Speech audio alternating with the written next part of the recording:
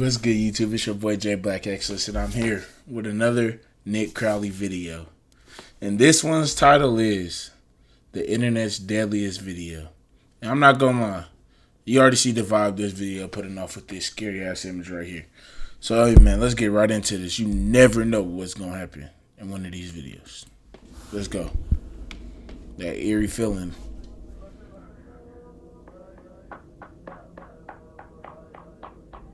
Whoa. Okay, they just clapping. Okay. It appeared totally innocent. Not really. Somewhere in the Khuzestan region of Pakistan, four women sat on the floor, each clapping their hands and singing a traditional Khuzestani song. With them were two men, one seen dancing beside them, and another seen recording the moment on a grainy video taken on his old cell phone. I should record off a potato. Footage captured the impromptu after-party of a wedding that the women and men had separately attended earlier that day, an event that transpired sometime in May 2010. I was gonna know what in fit. The group dispersed, and each person returned to their respective homes, where the celebration eventually became a distant memory, their lives continuing on as if it had never even happened. At least for a time. Missing. Whoa. See, I just knew some weird shit like that. Every individual shown in this video. Oh, the dudes too? Following a disturbing admission from a Khuzestani local. An admission that began a multi-long-year search for answers to a conspiracy that traced back to the very moment this recording began. A moment that may have ultimately sealed the fate of 9 individuals in what is sensibly known as the 2012 Khuzestan video incident. This shit is probably what made gore like viral and shit. I'm not gonna lie. Hey bro, that's a freaky ass song. I'd be willing to bet that many of you have a massive addiction. So just hey. Okay, but I'm gonna be there one day. Posting the ads. 15 seconds max though. When I blow 15 seconds max.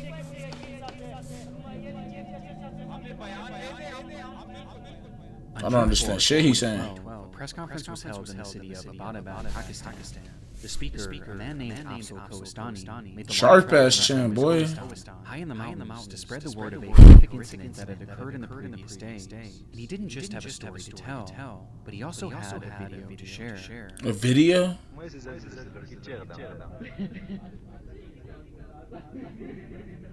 I don't know what that. Oh, okay.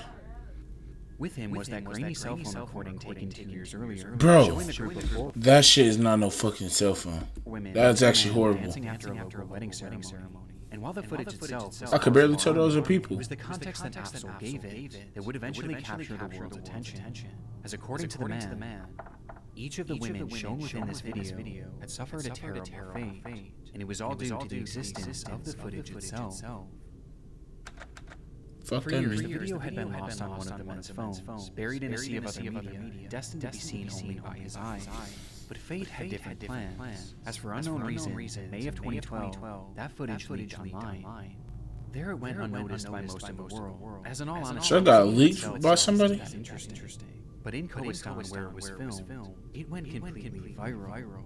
It was shared from villager to villager until practically the entire region had seen it, with it becoming a point of discussion for most. As for locals of that area, this video was far from normal.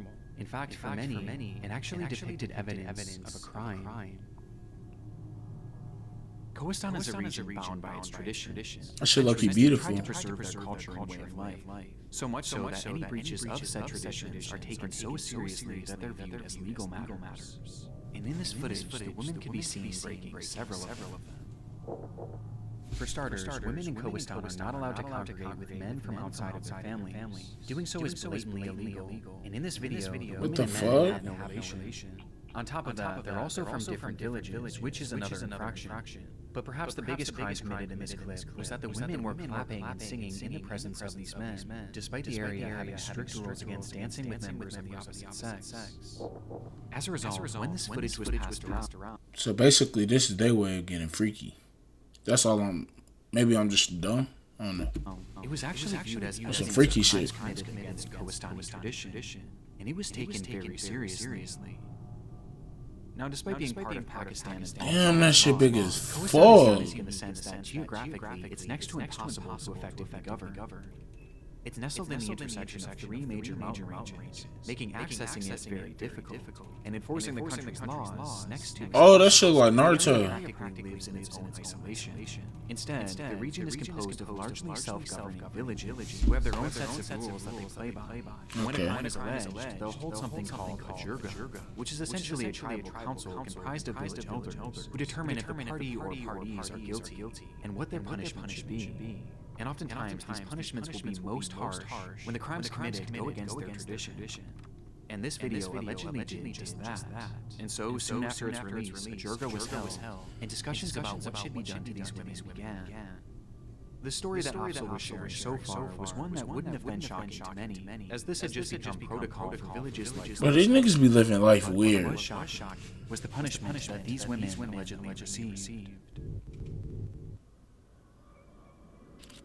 According to Afzal, once the footage was made public, all four of the women shown within the video, along with one other girl who wasn't pictured but had allegedly helped coordinate this gathering, had been rounded up and thrown inside a small room about the size of a closet that served as a makeshift prison. And inside, each day was misery.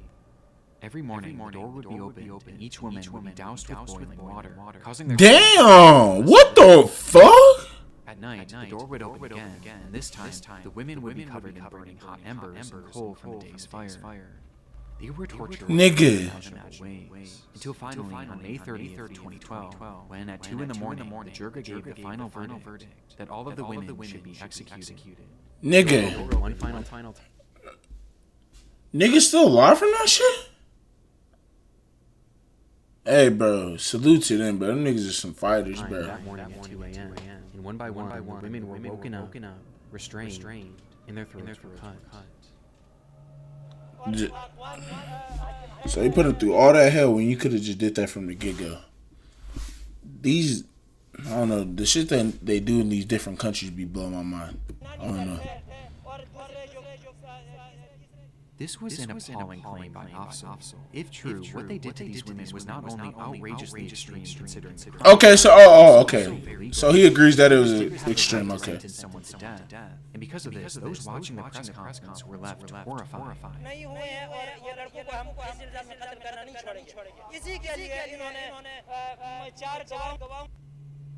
Honor killings aren't necessarily a new thing in Pakistan, especially in remote villages. But this level of sadism was unimaginable. And all for a blatantly harmless gathering. And yet Afzal claimed that fucking boiling water.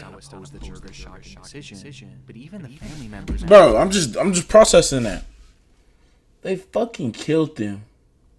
Like, to them doing that is worse than killing them. Like, murder basically is under that. Well, these niggas' priorities fucked up. These women supported it. And they supported it so much so that they were the ones who carried out the torture and the eventual killings. Their fathers, uncles, brothers all partook in scalding them with water, burning them with embers. The fucking, like, yeah, these niggas fucked up in the head. That's all I can say. They fucked up And cut in the head. And no one tried to stop it. That's the real. Oh. He had caught wind of the girl's torture while it was happening. And Okay, I saw. tried to intervene by alerting Khorasan journalists. Though when this failed and they went through with the execution, he left the region to alert the government of Pakistan and the rest of the world to the atrocity that had happened in Khorasan. But for Afzal, this wasn't just about avenging the deaths of these girls, as he had another very important reason for speaking out. As shown in this footage, That's Afzal's two brothers, whose involvement, he claimed, had also led to them receiving death sentences, with both brothers going into hiding in order to avoid being killed. This press conference was essentially Afzal's way of trying to He low-key look way too much like his brother. They could be found and killed at any moment. He gotta watch out. Even at the risk of his own safety. As locals had caught wind of his previous attempts to speak with journalists, and in response, that same jirga that had sentenced these women to death had sent an angry mob of 40 to 50 men to Afzal's home in order to silence him, likely not wanting news of their illegal sentencing to leave the region. These niggas just keep doing the legal shit on the legal shit. He was going to become more angry. Based on Afzal's testimony, the existence of this video had caused the torture and deaths of 5 women, dead at the hands of a radical Jirga and the victim's own family, who were now coming after Afzal and his 2 brothers. As if this footage had just been kept on that man's phone, no one would have even known that this meeting had ever taken place, and therefore none of this would. Whose phone? Yeah, whose phone? It's an almost fantastical story, which begs the question: was any of it actually true? No, whose phone was it? Whoa. Fuck no. Afzal's story immediately made the front page news in Pakistan, but it wasn't without its They consequences. speak English there? At the end of the day, a story is all it was. He had no semblance of proof to back up his claims. In fact, Afzal himself never actually witnessed the crimes that he spoke of. He had simply been told about them by others who had, leaving the public perception to his story mixed. Within hours of his press conference, Maulana Javid, the leader of the Jirga that Afzal was trying to expose, He looked dangerous as hell. publicly disavowed Fuck. allegations, saying that Not in that way. He just looked dangerous. Like he don't to play. get political asylum to the United States for both of his brothers, and that the women in this video were completely fine, living their lives as normal in Khoistan. Both sides made their claims, but both sides offered no evidence, turning the story into a confusing case of he said, they said. Luckily, though, the government of Pakistan had the perfect idea to get to the bottom of it, and so they reached out to Maulana Javid and told him that if the girls were alive like he claimed, then he must bring them to the courtroom in Abbottabad as proof. Bring them, bitch. But ultimately, the Jirga hit back on this, claiming that it would be dishonorable for these women to appear in court. You lying ass bitch. Not even meant to leave their homes under most circumstances. Nigga Let cap. alone travel that far and be shown in a public forum. If he wasn't guilty, you'll just show it. वो तो हमारे जो रिवायात ये सारी कभी ये था कि कोई वाक़या नहीं हुआ है कि पाकिस्तानी रिवायात लड़कियों को अदालत में कचहरी में पेश करना ये तो वो मजबूरी है That shit don't even sound believable. वो तो हमारे इल्म में जिंदा है To your knowledge. Most socially conservative areas on the planet. It is a deeply patriarchal society, with women having severe restrictions on all aspects of their lives, especially when it comes to social engagement, making this the perfect out for the Jirga. And so the government came up with a different solution. If the women couldn't travel to the courtroom, then they would travel to them. And so they Still gonna be some bullshit. Investigators and sent them up into the mountains to meet the girls there themselves, and hopefully confirm that they were in fact still alive. Gonna be some trouble. On June 6, 2012, a helicopter carrying this newly formed investigative team landed in the village of Gadar, where the women resided. Though they quickly realized that something was wrong, the village was practically deserted, and when they asked one of the few remaining locals where everyone was, they were told that most villagers had left the area due to the seasonal weather, including the women they were looking for, who lived spread out in even Cow. mountains. And to find just 2 of them would require a grueling 4-hour hike. It was certainly suspicious to some degree, but nevertheless, the team proceeded on that long walk until they happened upon the first woman. Boy, you better pay me OT. Oh, they found her. The woman before them appeared to have the same facial features, and was even wearing the same exact outfit that Amina wore in the video. On top of this, the other locals they spoke with would go on to confirm that she was the Amina they were looking for. Though proving this for certain was impossible, as the only information the investigators had to go off of was her name and screenshots on this recording, and so all they could do was document their findings and go on to meet the next Bro, this fucking music. Shaheen. Shaheen's story is different from the others. Oh, the face She was never blank. actually shown in footage. Rather, she was Amina's sister, whom Afzal claimed helped facilitate the illegal gathering that fateful night, and was therefore killed alongside the others for her involvement. With the most disturbing part being the fact that she was just 12 years old. Damn. That was Afzal's story. And here, standing before the investigators, was a girl who appeared to be the same age, claiming to be Shaheen, as did her parents and all the other villagers they spoke with. Though given that her face never even appeared in the video, it was also impossible to verify this. Oh After no. meeting Shaheen, the group was informed that the remaining women lived even further away. Did they know that they were coming? Forcing the team to return to Abbottabad, having only met 2 of the girls. But so far, their findings were extremely promising. I guess you could Less than say. weeks later, on June 16, the team would once again visit Khoistan, this time armed with cameras to document their findings. There Okay. would be 2 more of the women, Serene John Let me see some proof. Begum John. Much like the first 2 women, Serene John seemed to be a match, with her family and neighbors attesting to Fuck no. though it was noted that she was incredibly nervous and refused to speak unless her parents allowed her to, which was true also for Begum John, whose meeting was actually captured on camera. That's a dude. Never mind, my bad. It might be. Never mind.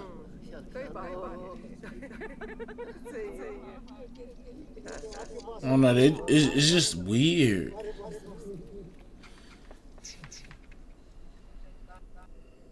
It was evident how nervous she was. She could hardly even force a smile and didn't speak a single word.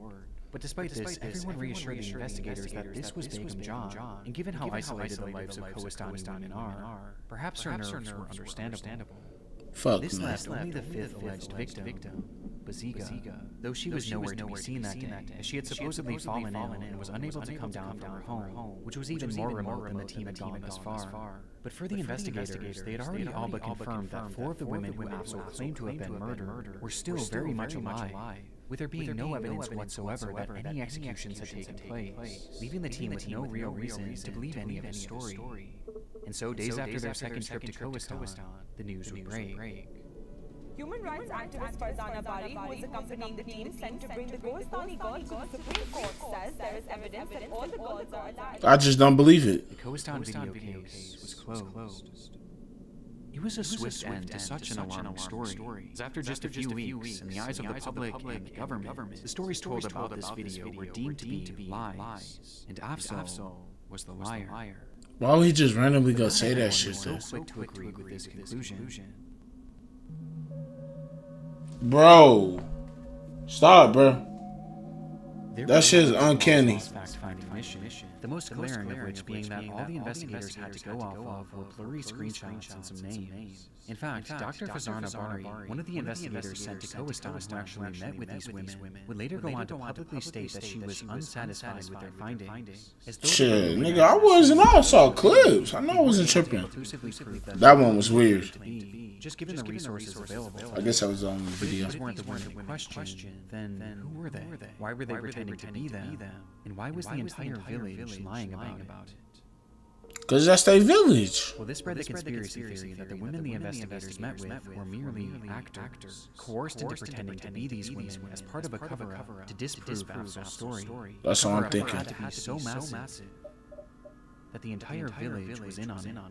I mean, if they saying on the news and shit. It's unlikely, but there was a vocal minority in Pakistan that truly believed this, including Afzal himself, as in his mind he was certain that those women had been killed, and that he and his brothers were next. He looked like Aladdin. With supporters by his side, Afzal vowed to continue his push for justice, and at the start of 2013, he would go to the courtroom in Abbottabad and file a motion to have the Kohistani video case reopened, a decision that had sudden and direct consequences.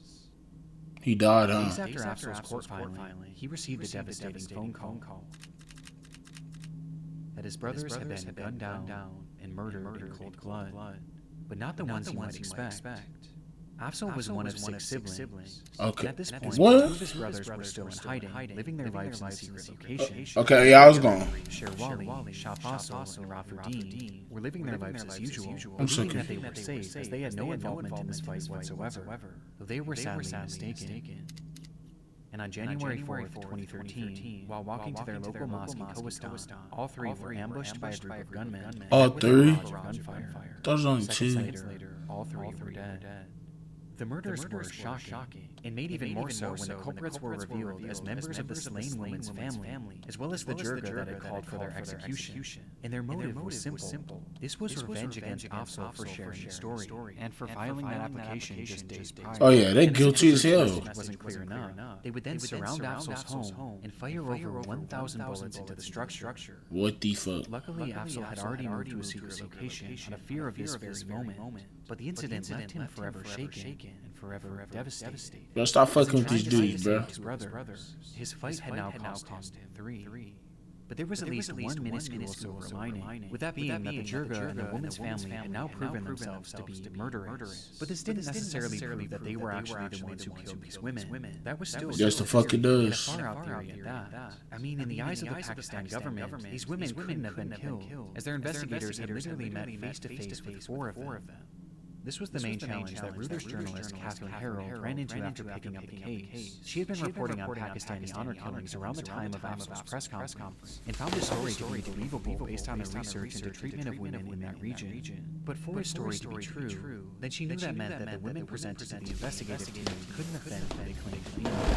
And so she took an image of Begum John, the woman who looked particularly nervous during the investigation, and Begum's official government identity. Whoa, what the bro? Why is this shit scary? That shit look more like a dude in the right too. If these two women were actually the same person.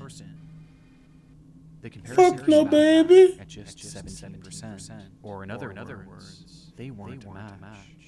Hey, at least I got the mold though. Shit, they tried. The woman shown to the government as proof that Begum John was alive, and who the entire village identified as Begum John, was in fact an imposter. It's a revelation that shifted the entire case. Suddenly, this once far-off conspiracy theory was proven to be at least partially true. And if someone had been impersonating Begum John, then it was more than possible that the same had been done with all the other women. And just like that, run it back. Was in full fact. The government of Pakistan, however, wasn't convinced by the findings. In their minds, they had already investigated these claims, and they had little interest in They're in on it. They're in on this shit.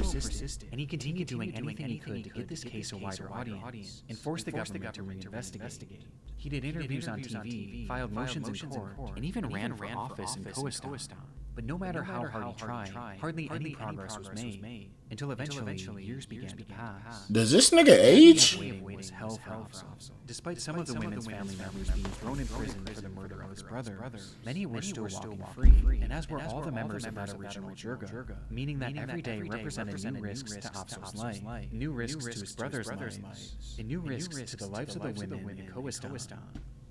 Since the alleged executions of those 5 women, Afzal and his supporters had discovered evidence of over 50 other honor killings that had taken place in that small village over the course of just 2 years. So they're just like killing people. A number of people considering how few people actually lived in that village. With these probably honor why. being described as common as the common cold, every household was being affected by them, but no one dared speak about it. They were all too afraid. The jirga held all the power, and speaking out against them would be breaching the tradition that they hold so dearly. And as a result, despite all the other killings, Afzal was still really the only one from the region that had been talking with the press. And this was finally about to pay off. Okay, let me set up. Or scoot up. Afzal was featured on a Vice documentary that highlighted his story as well as the treatment of women in Khoistan at the hands of this bloodthirsty jirga. मैंने वो अपने भाई के तक अपने आज तक मैंने हर किस करने की पोजीशन में नहीं, लेकिन मैं कहता हूँ कि उन लोगों को सजा दी जाए, नस्लों को कोई तकलीफ न पहुंचे. It was an extremely compelling video, showing us just how much Afzal's life had been derailed by the whole situation, as he was forced to live alone in hiding, separate from his family, including his children, wife, and 2 surviving brothers, who themselves were also living in hiding, in conditions that they described as being miserable. The story was about as harrowing as it gets, and as soon as the video released, hundreds of thousands of people would watch it, thrusting the it's on YouTube? case into a worldwide spotlight. And with so many eyes now on the case, and with so many people now calling for the Pakistan government to reinvestigate, they would finally relent. It's sad that you gotta do all of that. The government called on that jirga once more to bring these women to a bottom and show them in their courtroom so they could personally verify that they were still alive. And this time, they outright demanded it. Failure to comply would essentially be seen as an admission to these murders. There was no getting around it this time. And so that month, a group of 5 women and their families were all brought down from Khoistan, and one by one led into the courtroom with the hope of bringing this case to an end once and for all. It's never that easy. Never. To protect the women's honor, no photos or videos were allowed in the courtroom, meaning all we know about what happened inside comes from officials' descriptions afterwards. The first thing noted was the conduct of these women. The girls produced were observed to be extremely nervous and frightened. They were hardly able to respond to queries. They had incompatible reflexes and face expressions. Bro, why is that there? It was commonly observed that they were supplied with words from elders, especially about their ages and husbands. The girls were terrified, too terrified to speak for themselves, and instead, all their answers were fed to them by accompanying elders. Nah, that's not gonna do it. Pales in comparison to the strangeness of their appearances, with the most bizarre being Amina. By appearance, she was about 15 years old. Reportedly, the video was shot back in the year 2010, and it surfaced on the internet in 2012. If we subtract 6 years from Amina's age, her age at the time of the video shooting would be between 8 years or 9 years, whereas the women visible in the video looked to be aged between 20 years or 22 years back in the year 2010. Bro, these niggas doing crimes like that, and not like they're fucking dumb as hell doing crimes like this. That's why they doing crimes like this. They dumb. Okay, yeah, it's making sense now. Claiming to be Amina was just a child, and based on her appearance, she would have been as young as 8 years old in the video. When these niggas stupid. I mean, these are fully grown women, and the same was true for Serene John. By appearance, she was not more than 16 years or 17 years of age, meaning she would have been aged 9 years or 10 years in 2010. Along with this, neither she nor her father was able to tell her birthday or her age. These girls were clearly not the women. What the fuck did y'all go there for? What did y'all rehearse? While these seemed to be feeble attempts, there were other aspects that made it obvious just how desperate this Jerga was to try and pass these girls off as real, with the most upsetting coming from the girl who claimed to be Amina. Now, Amina actually had her fingerprints on file with the Pakistani government already, and so naturally they went to collect this girl's fingerprints in order to compare them. But when they attempted to do so, they came back blank. Which is when officials noticed that the tips of her fingers had been burnt off. And it wasn't just her thumb. What the? Every single finger had the tips of them scorched off. Hell no. No, these niggas are on some overly weird shit, bro. How do you explain that? So bro, I know that shit hurt. All five girls brought into that courtroom were determined to be... That got me tweaked. Oh. They were the women seen in this footage. And considering the Jerga's desperation and the lengths they went through to now twice try and pass off different women as those from the video, it was clear that something awful had happened to the actual women. Something that they didn't want to ever get out. And they been gone. And with that, because y'all dumbasses. The world fell into agreement that Afzal had been telling the truth all along. But any celebration... Shout out to Axel. ...would have been short-lived. Months later, a fire erupted in a small home in Gadar, the village where all of the women once resided. And inside that home, 2 women and 3 children were trapped and would tragically burned to death. It was an awful tragedy, but according to the local Jerga, it wasn't an accident. As in its aftermath, they alleged that Afzal was the one responsible, claiming that he had started the fire in retaliation. This claim was complete hearsay, and there was no evidence whatsoever linking Afzal to the blaze. Okay. In fact, he wasn't living anywhere near the area at the time, but nevertheless, Afzal would be arrested for the murder of people. It's a gut-wrenching development, and follows the trend of horrible misfortunes that Afzal suffered in trying to blow the whistle on this crime. But as the sentence... How much pull do they have? ...continued making its way through the legal system, until July of 2018, when the news came in. Damn, 2018, my nigga. Officially determined that Serene John, Begum John, and Baziga had all in fact been tortured and murdered by their families. Shit, I could have told you that. With the confirmation coming as a result of confessions made from their own family members. And their own family did it. Together to conceal the truth, and what was described as a massive, coordinated conspiracy to cover up their crimes. Now, bizarrely, this revelation stated that the other 2 girls were actually still alive, as they weren't mentioned in any of the confessions. However, given what unfolded in court, this is universally doubted. Bro, that shit hurts my fingers. That every woman shown in this video was in fact murdered 2 years after its recording, just as Afzal had claimed. Basically for fun, my nigga. It's unlike any story I can remember hearing. One video, one wholesome, lighthearted video for that matter, is responsible for 8 murders. As not only were these 5 women killed because of it, but Afzal's 3 brothers were killed as a result of him sharing it with the world. And the one's not even in the video. Shit makes no sense. They just like killing. This footage isn't considered responsible for the deaths of 8 people. It's considered responsible for the deaths of 9. Who else? The confessions in 2018 didn't lead to any immediate conviction, but it was at least proof in the eyes of the public that these murders took place. And this was followed by Afzal finally being released from prison in 2019, a full year and a half after he was unjustly arrested. But despite being free, Afzal was hardly out of the woods. The case wasn't officially over yet, and he knew that the family and the members of the Jerga were still out there. In fact, around the same time, the family they're trying to get him dead gone. Convicted of killing Afzal's brothers were mysteriously released. for reasons that weren't specified, and they were likely now more angry than ever. And so after being released from prison, Afzal went to a local police station to request police protection, something that the court granted him. But in response, the officers said no. And when he tried pressing them, Afzal claims that the officers became so enraged that they dragged him inside a small room and beat him.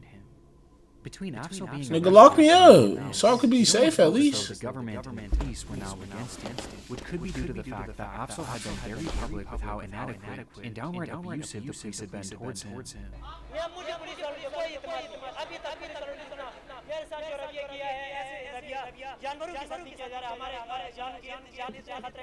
And with nowhere left to turn, Afzal would post a video to his social media declaring that his life was in danger. Bro, is it me or have y'all seen Axel? Like, it looks like y'all seen Axel on social media so much. Like, I feel like I've seen him on my Instagram, like, throughout my years. I've seen him. I don't know, somewhere.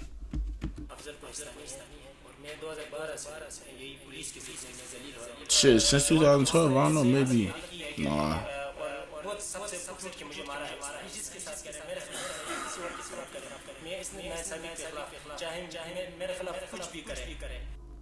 Days later, March 6, 2019, Fucking dead. Afzal arrived in Abbottabad to testify in the Khalistan trial, though he never made it into the courtroom.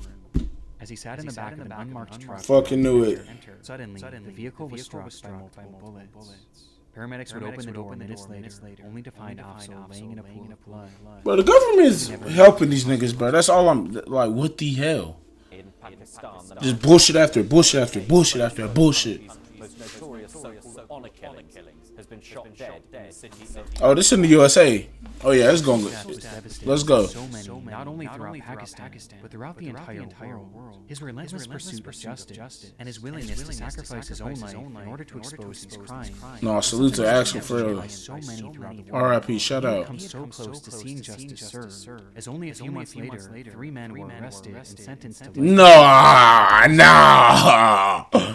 Nigga, arrest the whole fucking everybody that lived there. Arrest all of them. They were all in it. Justice for my boy. Fuck, I forgot his name. Azrael. Fuck. Justice for him, but that shit is crazy.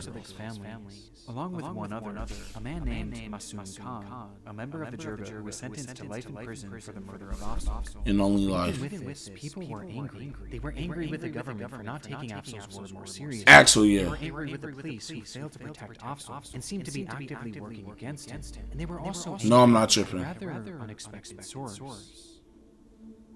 The Vice documentary made back in 2016 was undoubtedly part of what put this case back on the map and back in the court system. But right from its release, it garnered criticism for something that the showrunners had seemingly overlooked, with one commenter pointing it out.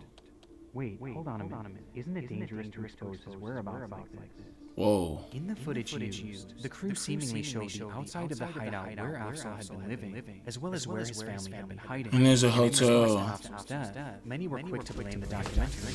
You people had literally shot his location and his family's location. Damn, you killed him.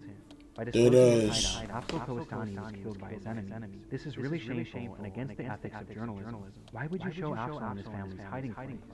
And while it may seem a little extreme to blame a documentary made 3 years before his murder, it's in a bit more weight by the fact that Vice had actually re-uploaded the documentary to their Vice Asia channel at the end of 2018, where it went completely viral. No, because niggas is crazy in these different countries, bro. Months later, that shit not even crazy. And to this day, many still believe that Vice played an unintentional role in it. They for sure did. Public speculation. And at the end of the day, it was really on the police and the government of Pakistan to protect him. And they failed. Yeah, that's true. It's a heartbreaking end to a heartbreaking story, and follows this trend of misfortune that Afzal dealt with throughout his life. And unfortunately, that trend continued even after his death. He didn't get justice, huh? Devastatingly, the 3 men arrested for the murders of these women would be unexpectedly released from prison in 2023. Only 4 short years. Nigga, fuck them. What about the nigga that killed Axel? Bro, these niggas in a different country. I'm glad I'm in the USA. God truly blessed me. That's all I could say. Years after their initial arrest, a far cry from life in prison, like they were originally sentenced to. And the reason for their release was just as upsetting. Bullshit after bullshit. A lack of evidence. After y'all went through like 7 years of oh my god. How they disposed of the bodies afterwards. And yet there suddenly wasn't enough evidence to keep them in prison, despite them already being convicted. Meaning that after all of the death in this video, the murders of Afzal's brothers, the murders of these 5 women, and the murder of Afzal himself, only one man is currently in prison.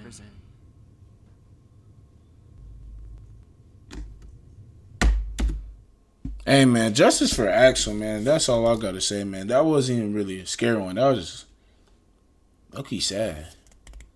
I'm not gonna lie. But hey man, that's gonna do it for this video. Make sure you like and subscribe. And peace, y'all. Justice for Axel.